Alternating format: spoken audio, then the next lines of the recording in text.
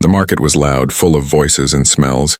Smoke from cooking fires and dust from the street mixed in the air. Traders shouted prices, children laughed, and tired workers pushed through the crowd. Among them walked a man, a human soldier who had seen too many battles. His boots were heavy, his uniform worn, and his eyes carried the weight of long wars. He had come to this alien colony only to find rest, food and silence, but silence did not come. As he passed a row of stalls selling bright fruits and strange bread, a young alien girl with silver skin and wide dark eyes ran up to him. She was small, brave, and her voice cut through the noise. "Do you have a mate, human?" she asked, staring at him as if the answer meant life or death. The man stopped, surprised. The crowd went quiet for a moment. Listening, some laughed, some whispered, but the girl did not look away. Her hands were shaking, but her words were strong. "My mother cooks well, she fights well, she keeps a house safe, please. Take her as your wife." The soldier frowned, unsure if it was a joke or a trap. He looked around and saw faces watching, some with pity, some with hate. Before he could answer, another figure appeared. It was the girl's mother, tall, with sharp features and eyes like fire. She wore simple clothes, but carried herself like a warrior. Her arms showed the marks of battles, her hands strong yet graceful. She put her hand on her daughter's shoulder and spoke, her voice calm but heavy. "Forgive her bold words, human, she is young, but she speaks truth." The soldier looked at the mother, then at the child, and for the first time in many months, he felt the pull of curiosity stronger than the pull of duty. Why would a stranger's daughter ask such a thing? And why did her mother not deny it? He stayed silent, but the girl's eyes begged for an answer. The market noise returned. Whispers spread like smoke. Some aliens muttered curses, others turned away. It was clear the widow and her child were not welcome. The soldier could feel the weight of the crowd's judgment pressing on him. He did not know their story, but he could see danger around it. The girl spoke again, her voice cracking. "My father is gone, my mother is strong, but our people do not want us here. Please, if you stay, no one will harm us, they will fear you." The soldier's jaw tightened. He wanted to walk away. He had promised himself never to get involved again, never to fight someone else's war, but the desperation in the child's voice burned into his mind. He remembered other villages, other faces, people who begged for help and were ignored. He remembered what it felt like to be left alone. The mother stepped closer, her eyes locking on his. She did not beg, she did not plead. She only said one thing in a steady voice. "You have no mate, human, I have no protector. The choice is yours." The soldier felt his heart beat harder. This was no simple meeting, no chance moment. It felt like the beginning of something he could not yet see. Around him the crowd scattered, but he saw only the widow and her daughter. He did not speak, not yet, but the question hung in the air like a blade, sharp and waiting. "Do you have a mate, human?" And in that moment he knew his answer would change everything. The soldier did not answer the question at the market, but the eyes of the mother and daughter followed him as he walked away. All day he tried to forget them, tried to tell himself it was not his problem. Yet when the sun began to sink and the streets grew quiet, his steps carried him back to the place where they lived. Their home was on the edge of the colony, far from the busy stalls and the laughter of neighbors. It was small, made of stone and wood, smoke rising gently from a crooked chimney. The girl saw him first, her face lit with hope, and she ran to open the door. "Human, you came," she whispered, pulling him inside before anyone in the street could see. The room smelled of firewood and cooked meat. On the table were strange dishes, bowls of spiced roots and roasted meat, bread made from blue grain. The widow stood by the fire, stirring a pot, her back straight, her head high, as if she was ready for judgment. When she turned to face him, the soldier saw the truth in her eyes. She was not begging for pity. She was offering a choice, a dangerous one. "Sit," she said, her voice steady. "Eat what I have made." The soldier sat, and the girl placed food in front of him with small, careful hands. He tasted the bread, the spice, the meat, and for a moment he felt warmth spread through him. It had been long since he had eaten a meal cooked with care. Not the rations of war. The girl watched every bite with wide eyes, as if his approval meant safety. The mother watched too, but her gaze was different, harder, like she was measuring him, testing him. When the meal was done, silence filled the room. Outside the wind carried whispers, the sound of footsteps passing. Voices low with hate, the soldier asked at last. "Why did your daughter speak those words to me?" The widow put down her spoon. her hands curling into fists. "Because we are hunted," she said. "Because I refused a man who had power here. A man who wanted me only as property. When I said no, he sent others to shame me, to call me cursed, to cast me out. Now every night I wait for them to come again." Her daughter clung to her arm. Hiding her face, the soldier felt a sharp anger rise in him. But he forced it down. He had told himself many times never to fight for strangers, never to let his heart rule his hand. Yet as he looked at them, he saw more than strangers. He saw a mirror of the many broken homes left behind by war. The mother continued, her voice low. "My daughter is young, she deserves safety. But no one will give it to us, only fear can protect us. That is why she asked you, a human. Because even my enemies fear your kind, she thought if you stayed, they would not dare to touch us." The soldier leaned back, the chair creaking under his weight. He remembered the way the crowd had stared, the way the whispers carried. They were already marked, already in danger. And if he stayed, he would be marked with them. But if he walked away, he knew what would happen. He had seen it before. A widow dragged into darkness. A child left crying in the dirt. The girl looked up at him then, her small voice trembling. "Will you leave us?" "Human." The words cut through him like a blade. He had no answer, not yet. But his silence was already shaping a path he could not escape. That night he did not sleep. He sat by the fire as the widow and her daughter rested in the next room. Every shadow outside the window made his hand reach for the weapon at his side. He listened to the sound of boots on the road, the laughter of men drunk with power. He knew they would come, maybe not tonight. But soon when dawn came, the widow placed a cup of bitter tea in front of him. She said nothing, but her eyes spoke enough. The soldier realized he was no longer just a visitor. He had stepped into their life. And whether he wished it or not, the bond was already forming. And still the question burned in his mind. "Do you have a mate, human?" The sun was high, but the soldier felt no warmth. He walked through the colony streets with careful steps, eyes sharp, hand near his weapon. The faces he passed were not friendly, their gazes heavy with mistrust. Whispers followed him. The word human, spoken like a curse, but stronger than the whispers, was another word. Widow, spoken with scorn. When he returned to the small stone house, the widow was outside, splitting wood with strong, precise swings. Her daughter played nearby, drawing shapes in the dust with a stick. Both of them looked up when they saw him, and though no words were spoken, he felt the silent weight of their hope press against him. Inside, the air smelled of smoke and herbs. The soldier sat, watching the widow move with quiet strength. At last he spoke, his voice low. "You said you are hunted. Tell me the whole truth." The widow set down the axe, wiped her hands on her skirt, and came to sit across from him. Her daughter crawled into her lap, silent but listening. The widow's eyes were sharp as steel when she began. "My husband was a warrior," she said. "He fought in the defense lines when your people came. He fell in battle, but I fought beside him when the war ended. We returned.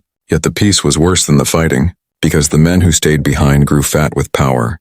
One of them claimed me. He said a widow was his right. I said no. And from that moment I was cursed." The soldier listened. His jaw tight, the widow continued, her words steady, though her hands shook as she held her child. "They called me unclean. They said I carried the death of my husband like a stain. They told the market to shun me. They told the elders I was dangerous. But none of that was enough. The man I rejected sent raiders. They came in the night. They broke down the door. They beat me and tried to take my daughter. I fought with blade and fire. I killed 2 before the rest fled. Since then I wait for their return." The soldier felt a cold rage spread through him. He had seen cruelty, but never could he accept it as normal. The girl whispered into her mother's chest. "They will come again." "Mama." The widow pressed her lips to her daughter's hair, her voice like iron. "Yes, they will, and when they do, I will fight again even if I die." The soldier leaned forward, his voice a growl. "Why not leave this place?" The widow's eyes met his, filled with both fire and despair. "Where can we go, human? This colony is all we have, and even beyond. Widows without clans are hunted without a protector. I will be prey wherever I walk." The soldier looked at the small girl, her silver eyes full of fear but also trust. In that moment he understood the true meaning of the daughter's question. "Do you have a mate, human?" was not only a child's innocent words, it was a cry for survival. That night, the soldier sat awake again by the fire. He thought of the wars he had fought, The blood he had spilled, the people he had left behind.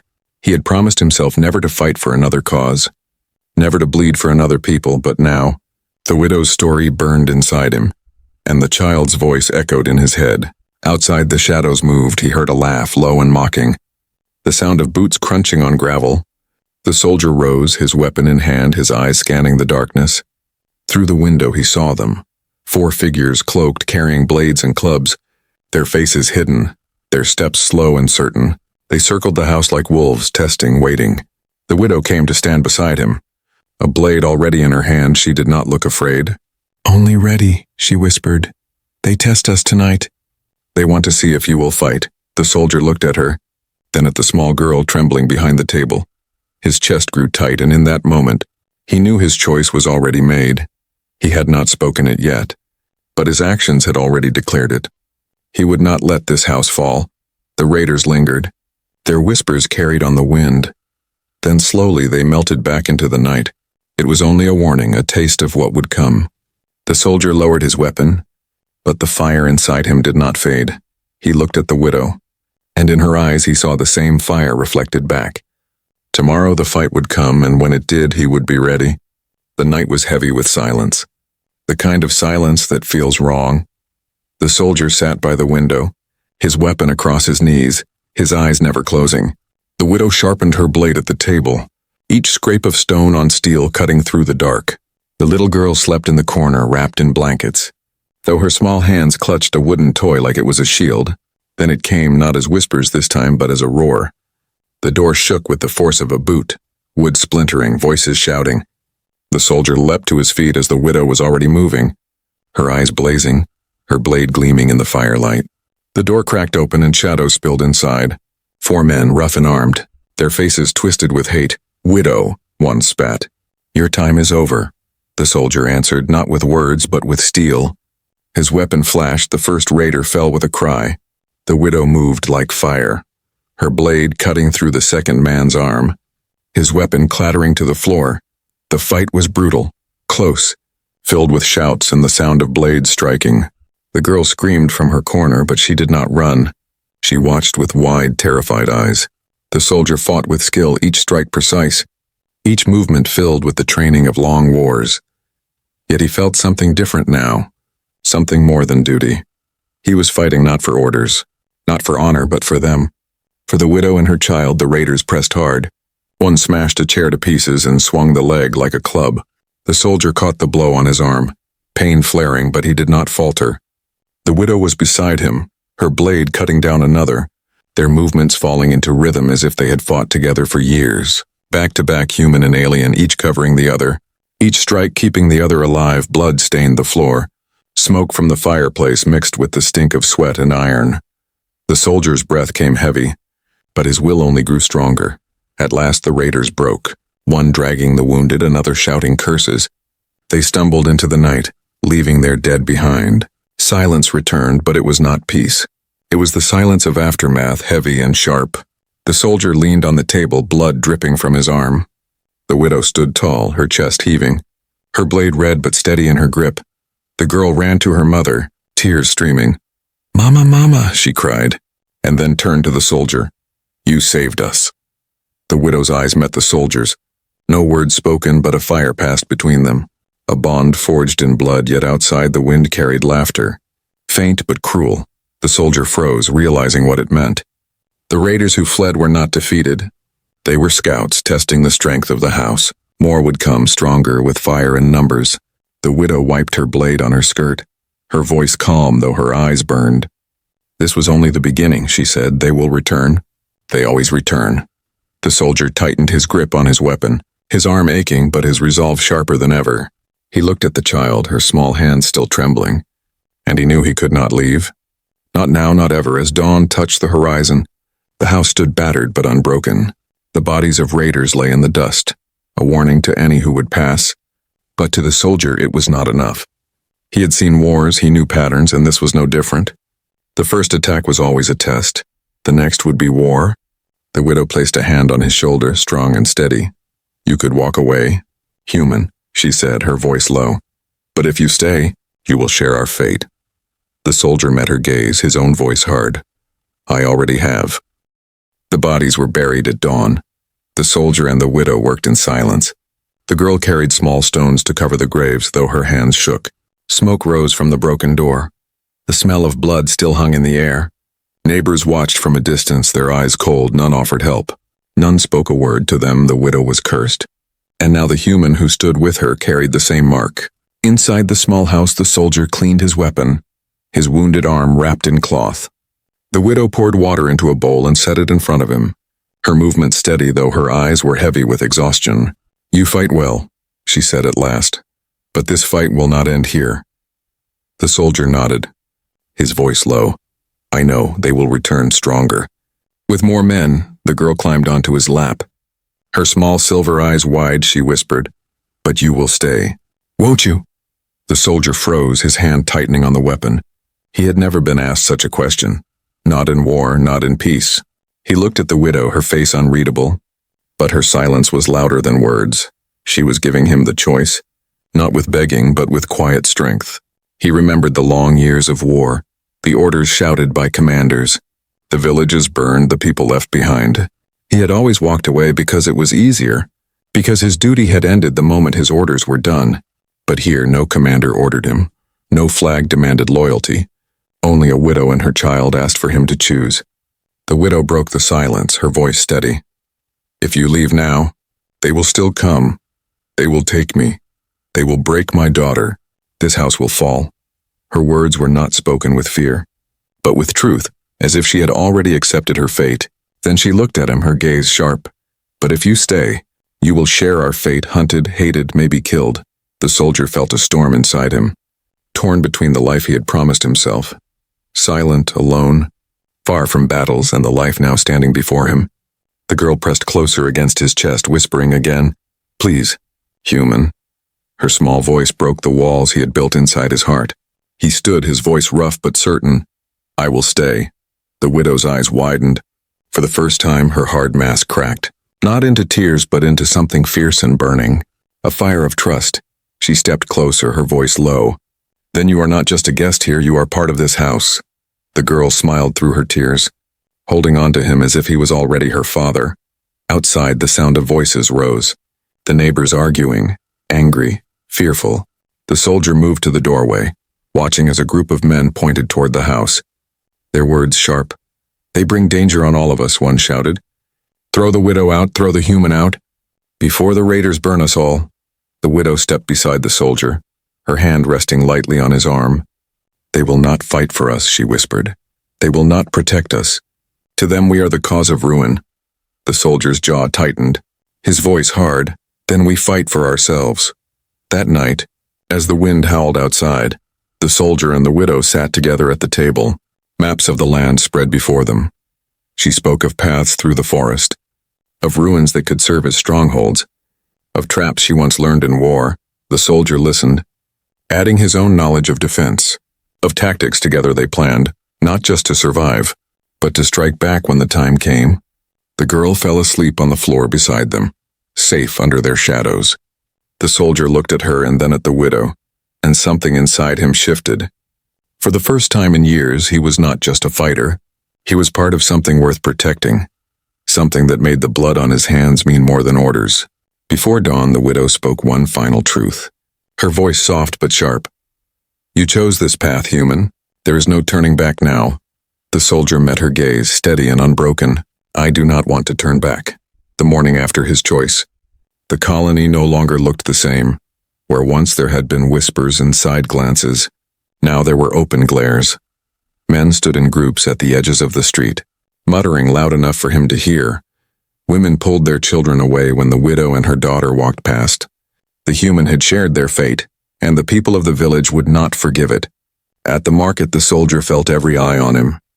He walked with quiet steps, the widow beside him, her daughter holding his hand tightly. The traders refused to sell. Baskets closed, stalls turned away. One man spat at the ground where they stood. "You bring death to our doors," the man shouted. "Your cursed house will burn, and you with it." The soldier's hand went to his weapon, but the widow placed her fingers on his arm, shaking her head. "They want you to strike, human.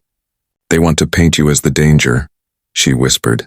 That night the elders of the colony came, 5 old men with robes of authority, their faces carved with suspicion. They did not step inside the house.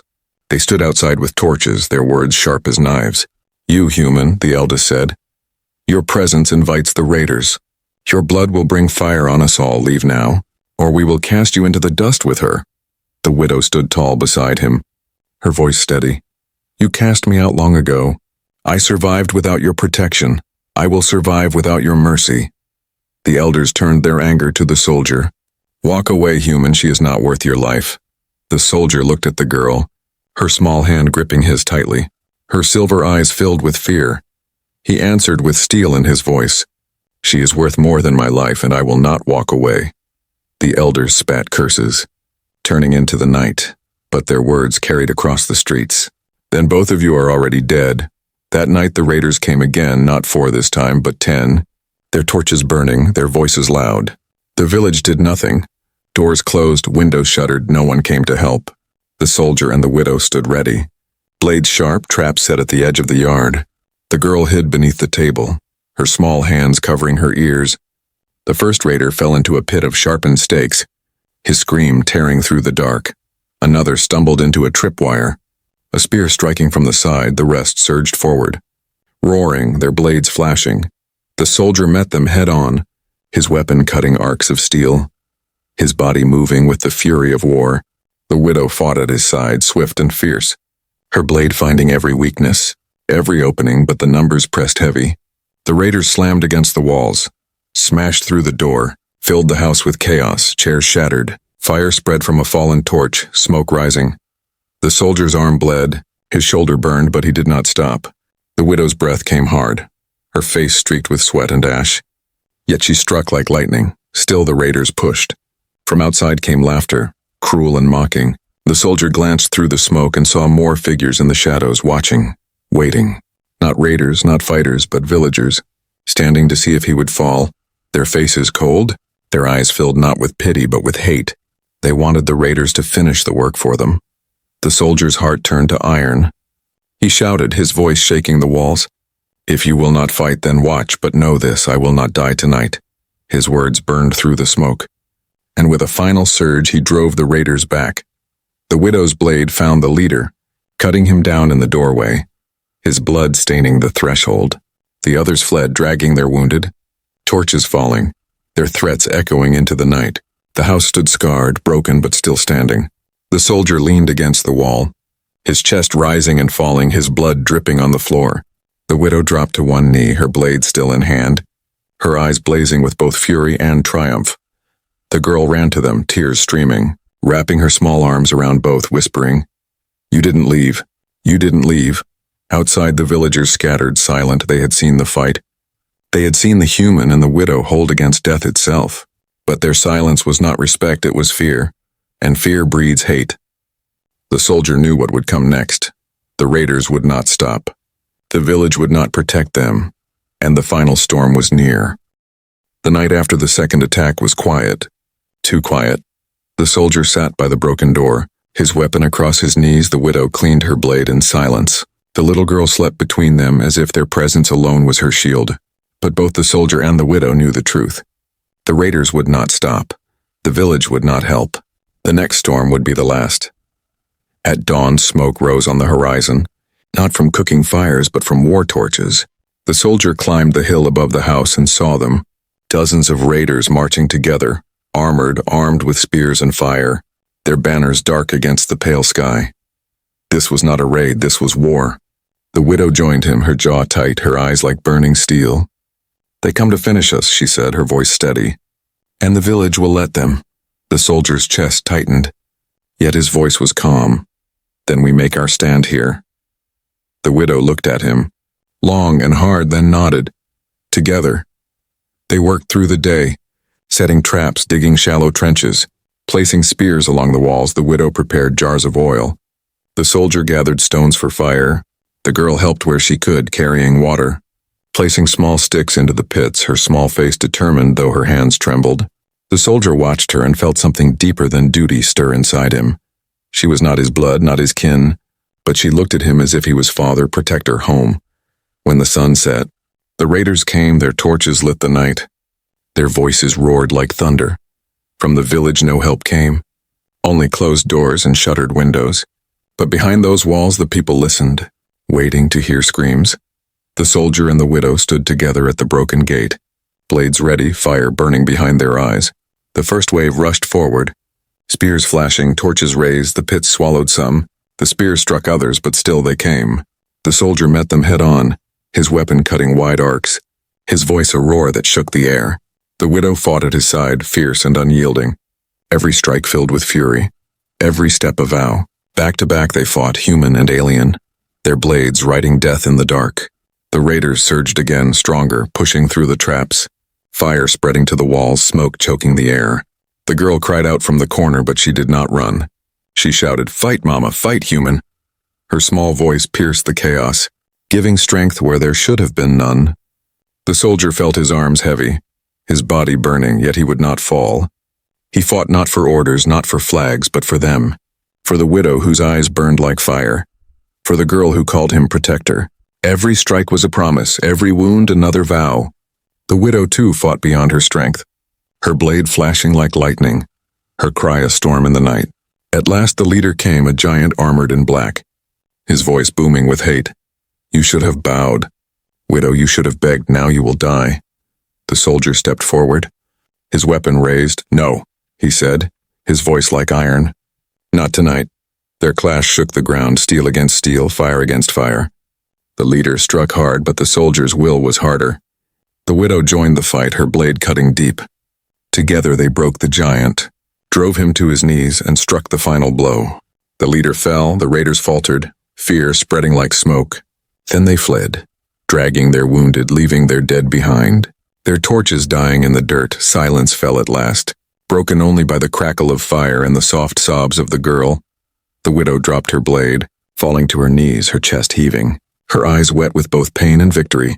The soldier stood above her, his body broken but unyielding, his hand steady as he lifted the girl into his arms. She buried her face in his chest and whispered, "Father." The widow looked up, her eyes shining through the smoke, her voice soft but clear.